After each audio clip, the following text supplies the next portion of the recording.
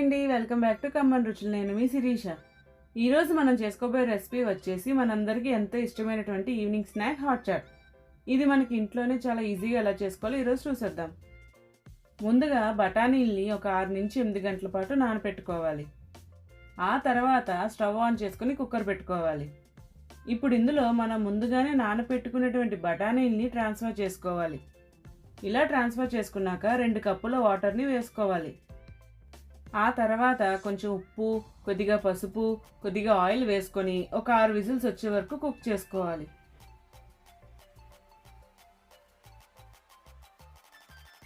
ఇలా బఠానీ బాగా బాయిల్ చేసుకున్న తర్వాత హాఫ్ బఠానీ ఒక బౌల్లోకి, మిగిలిన హాఫ్ బఠానీ ఏమో మిక్సీ పట్టుకొని పక్కన పెట్టుకోవాలి. ఇప్పుడు స్టవ్ ఆన్ చేసుకుని ఒక కడాయి పెట్టుకోవాలి. కడాయి హీట్ అయిన తర్వాత 2 టేబుల్ స్పూన్లు ఆయిల్ వేసుకోవాలి. ఆయిల్ హీట్ అయిన తర్వాత ఒక కప్పు ఉల్లిపాయ తరుగు వేసుకొని ఉల్లిపాయ ముక్కలు అనేది మనకి గోల్డెన్ బ్రౌన్ కలర్ వచ్చే వరకు వేయించుకోవాలి. ఇలా ఉల్లిపాయ ముక్కలు బాగా వేగిన తర్వాత ఒక టేబుల్ స్పూన్ అల్లం వెల్లుల్లి పేస్ట్ వేసుకొని పచ్చివాసన పోయే వరకు వేయించుకోవాలి. ఇలా అల్లం వెల్లుల్లి పేస్ట్ పచ్చివాసన పోయిన తర్వాత ఒక కప్పు టమాటా ప్యూరీని వేసుకొని బాగా కలుపుకోవాలి.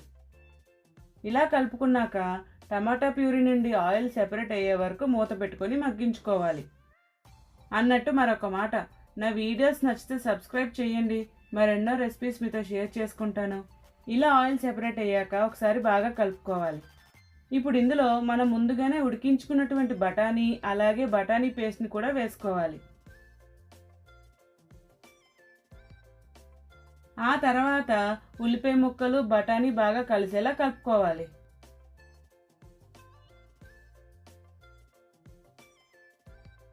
ఇలా కలుపుకున్నాక ఇప్పుడు ఇందులో ఒక టేబుల్ స్పూన్ కారం, రుచికి సరిపడంత ఉప్పు, పావు టీ స్పూన్ పసుపు, అర టేబుల్ స్పూన్ జీలకర్ర పొడి, ఒక టేబుల్ స్పూన్ ధనియాల పొడి, అర టేబుల్ స్పూన్ చాట్ మసాలా వేసుకొని ఈ స్పైసెస్ అన్నీ బాగా కలిసేలా కలుపుకోవాలి.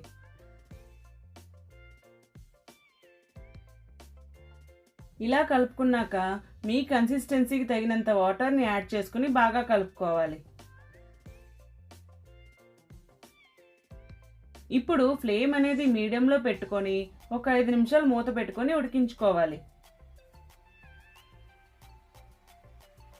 ఇలా 5 నిమిషాలు ఉడికించుకున్న తర్వాత ఒకసారి కలుపుకున్నాక స్టవ్ ఆఫ్ చేసుకుని ఒక సర్వింగ్ బౌల్లోకి సర్వ్ చేసుకోవడమే. ఆ తర్వాత కొద్దిగా కార్న్ఫ్లాక్స్, అలాగే వేయించుకున్నటువంటి పల్లీలు, కొంచెం ఉల్లిపాయ తరుగు, అలాగే లైట్గా కొత్తిమీర తరుగు వేసుకొని తింటే ఉంటుంది సూపరు. ఇది మీరు ట్రై చేసిన తర్వాత ఎలా వచ్చిందో నాకు కామెంట్ బాక్స్లో కామెంట్ చేయడం మర్చిపోకండి. అలాగే వెళ్ళే ముందు నా ఛానల్ సబ్స్క్రైబ్ చేసి వెళ్ళొచ్చు కదా. అమ్మ వంట లైక్ చేయండి, షేర్ చేయండి, చేయండి, దాంతో చేయండి.